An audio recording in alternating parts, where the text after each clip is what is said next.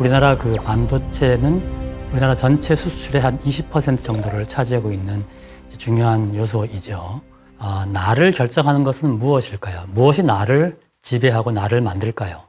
라고 생각해 보면 정보는 우리 자체다라고 생각을 해볼 수가 있을 것 같은데요. 반도체가 왜 중요한가 하는 문제는 정보가 왜 중요한가 하는 문제와 같은 의미를 가진다고 생각할 수가 있습니다.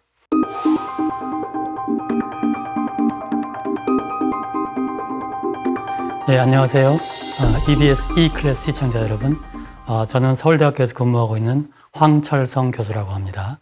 지금부터 12번 정도 강의에 걸쳐서 우리가 이제 많이 들어보고 있는 반도체에 대해서 같이 이야기를 나눠볼까 합니다. 최근에 저희가 이제 반도체라고 하는 이야기를 많이 듣고 있는데, 반도체라고 하는 것은 어떤 특정한 물질을 의미하는 건데요. 실제로는 그 반도체라고 하는 물질보다는 제가 이렇게 여러분에게 보여드리려고 준비를 갖고 왔는데, 이렇게 생긴 소위 반도체 칩이라는 것이 우리에게 훨씬 중요한 의미를 가지고 있는 것이죠. 반도체 칩은 여기 보이는 이렇게 검게 생긴 물체를 말하는데, 그런 것이 이렇게 생긴 이제 어떤 기판에 얹혀져 있고요. 이것들이 우리 삶을 굉장히 중요하게 지배를 하고 있습니다. 그래서 제가 이번 강연을 통해서 설명을 드리려고 하는 것은 먼저 가장 그 기본적으로 반도체라는 물질이 무엇인가를 설명을 좀 드리려고 하고요. 그 다음에 그 반도체라고 하는 물질에 어떤 특정한 성질이 있습니다. 그걸 이용해서 반도체 회로 내지는 소자를 어떻게 만드는지를 좀 설명을 드려서 조금 어려운 내용이 될 수도 있지만 이 반도체라고 하는 것이 어떻게 동작하는가 하는 데 대한 이해를 같이 나눠보고자 합니다. 먼저 그 반도체가 왜 중요한가 하는 문제를 한번 생각을 해보겠습니다. 여러분 잘 아시는 것처럼 우리나라 그 반도체는 우리나라 전체 수출의 한 20% 정도를 차지하고 있는 중요한 요소이죠. 단지 이런 경제적인 문제 때문에 중요한 것은 아닐 것 같습니다.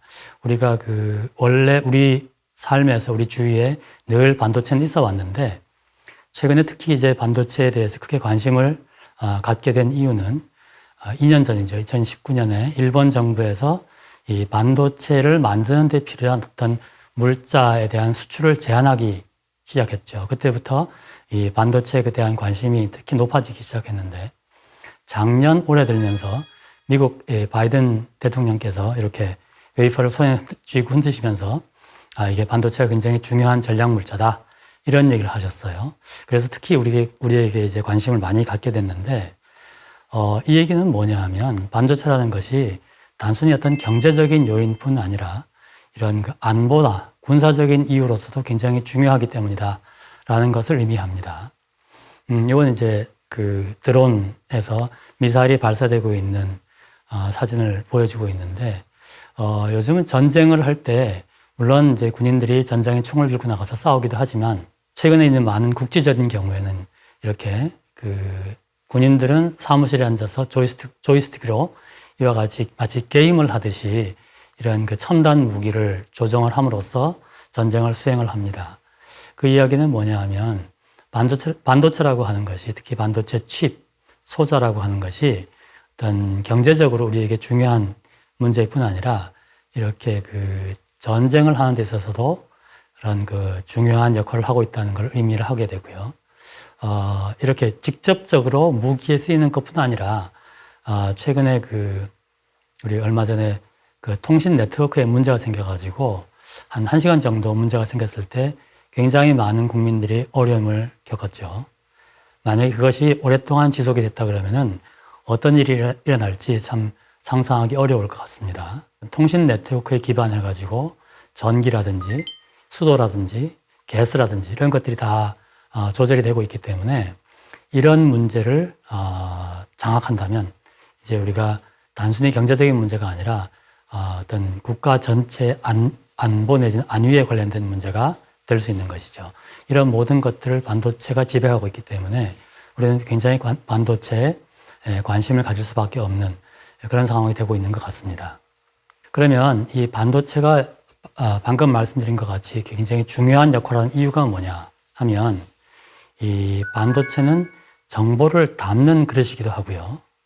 그 다음에 정보를 가공하고 그 가공된 결과를 다시 한번 저장하는 이런 역할을 하기 때문입니다. 이 말은 반도체가 왜 중요한가 하는 문제는 정보가 왜 중요한가 하는 문제와 같은 의미를 가진다고 생각할 수가 있습니다. 그래서 제일 처음에 제가 정보가 뭔가, 정보가 왜 중요한가 하는 문제를 먼저 한번 다뤄보고 싶습니다. 우리가 이제 사무실에서 열심히 일을 하죠. 그러면 그 결과 한 달 있다가 이제 월급을 받아요.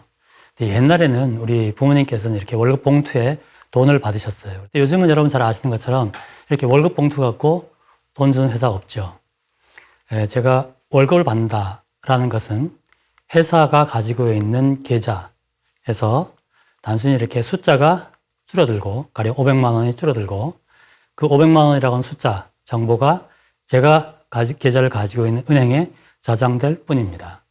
그러면 이것은 실제로 어떤 일이 일어나고 있는 거냐 하면은 이 은행 계좌에 제 정보가 저장되어 있는 메모리로부터 그 정보가 CPU로 넘어오고 그 CPU가 계산을 해서 이제 당신한테 월급을 줬으니 우리 은행에서는 돈이 그만큼 줄어들었다라는 정보를 다시 저장을 합니다. 그럼 그 정보는 이 통신 칩을 통해 가지고 저의 계좌로 전달이 되는 거죠. 그럼 저의 계좌에서는 마찬가지로 이 CPU가 그런 연산 장치가 데이터를 받고 이거를 제 계좌에 숫자를 올리고 결국 그걸 저장하는 이제 그런 상황이 되겠습니다.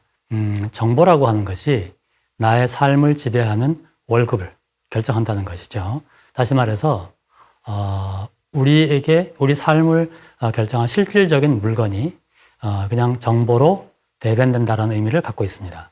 좀 더 확장을 해볼까요? 여러분 그 전화번호 몇 개 외우시는지 모르겠어요. 저는 제 거하고 제 아내 거, 제 아들 거 한 3개 정도 외우는 것 같아요. 근데 예전에는 제가 대학생 때까지는 이런 휴대폰, 특히 스마트폰이 없었거든요. 그때는 제 생각에 전화번호를 한 50개 정도 외웠던 것 같아요. 그래서 지금 보면 어떤 사람들은 우리가 전화번호를 적게 외우는 걸로부터 우리가 좀 바보가 되고 있는 거 아니냐. 이제 이런 의견을 제시하는 분도 있지만 반대로 보면 우리가 늘 스마트폰을 가지고 다니면서 전화번호를 외우기는커녕 우리가 전혀 모르는 사람의 모르는 기관의 전화번호도 쉽게 찾을 수 있습니다. 그래서 우리는 사실은 전화번호를 수천 개, 심지어는 수만 개를 늘 가지고 다니는 것과 같습니다. 이런 것은 무엇을 의미하냐면은 나의 지적 능력이 극단적으로 확대가 되었다는 것을 의미하고요. 이런 것을 이제 확장된 자아라고 합니다. Augmented Identity라고 하는데요. 우리가 자아라고 하는 것은 나를 정의하는 어떤 지적인 능력이죠. 이런 것들이 이전보다 많이 확장이 된 건데 이 얘기는 뭐냐면 정보, 지식 중심의 사회가 되었고 그것을 우리가 쉽게 향유할 수 있는 이런 기기들이 만들어졌기 때문인 것이죠. 이런 것들의 뒤에 다 반도체가 있습니다.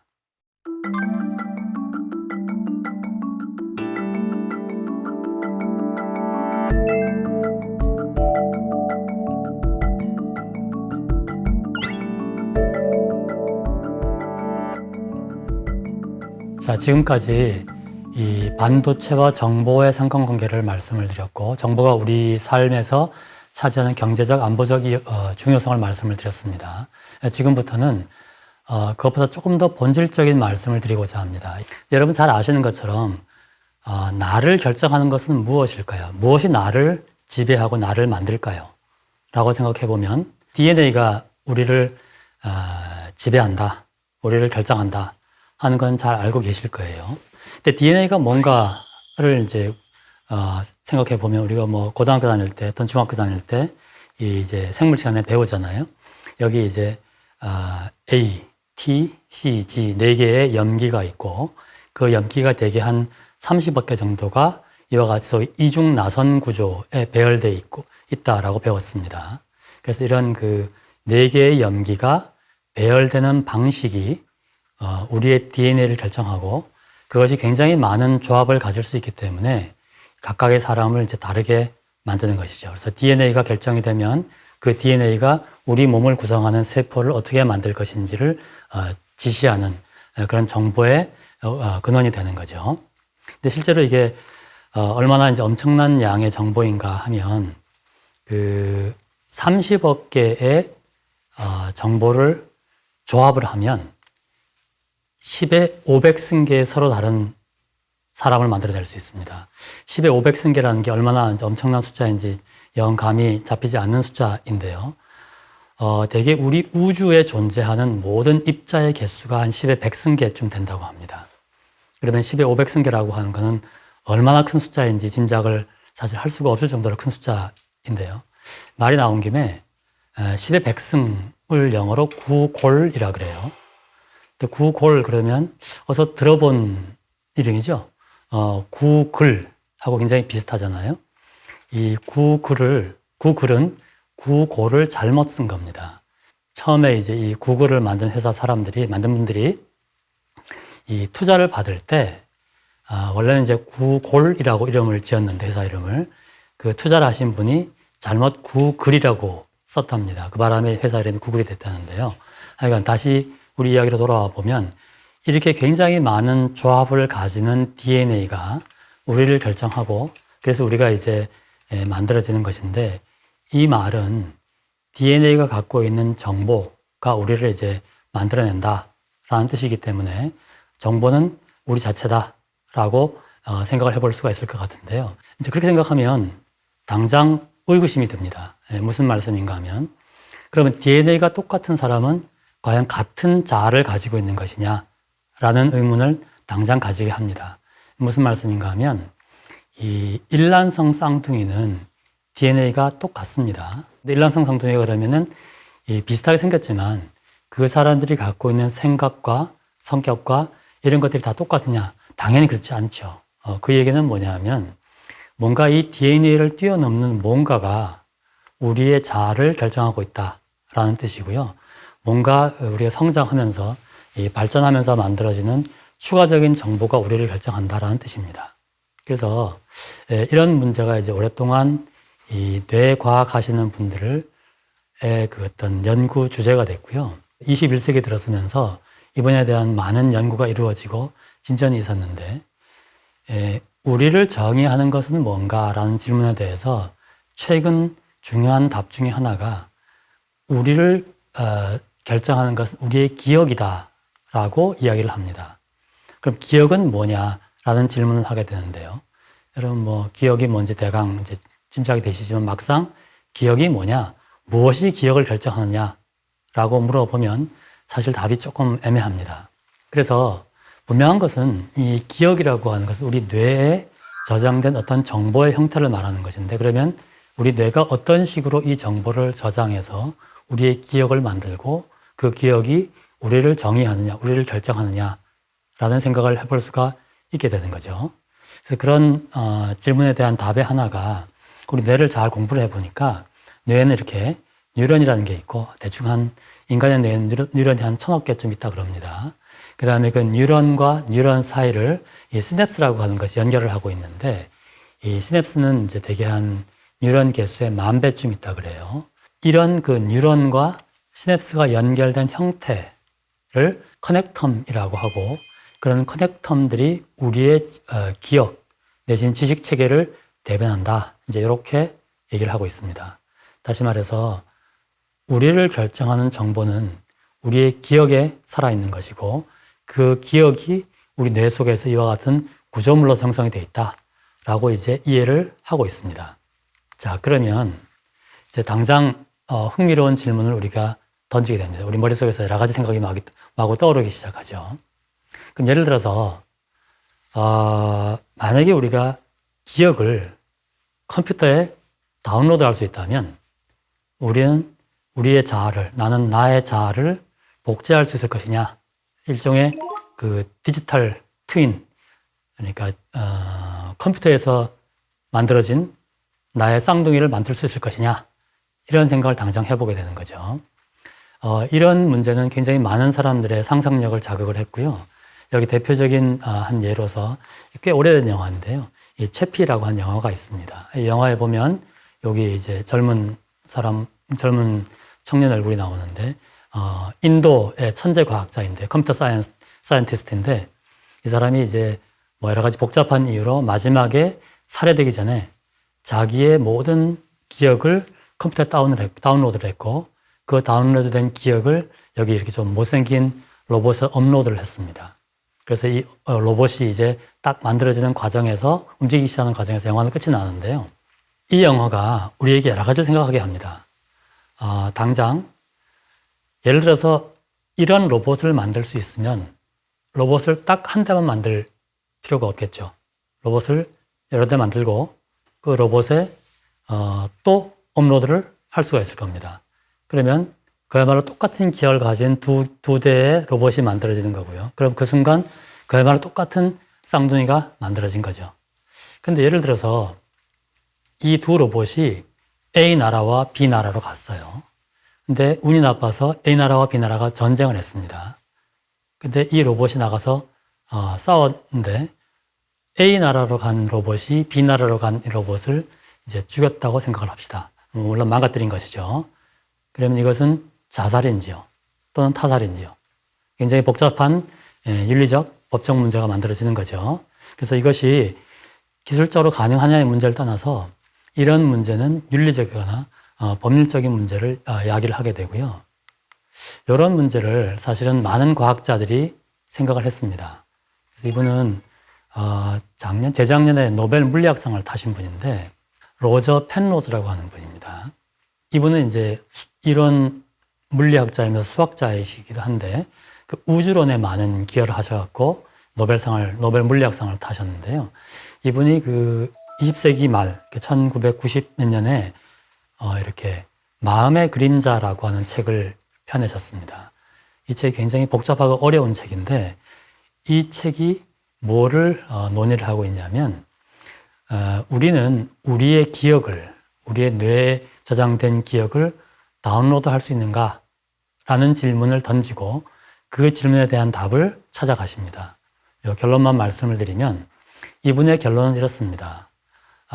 어떤 의식 내지는 인식이라고 하는 것은 뭔가 아까 말씀드린 뇌 속에서 일어나는 그 뉴런과 시냅스의 관계에서 일어나는 것이기 때문에 어떤 물리적인 현상이다 라고 생각을 합니다.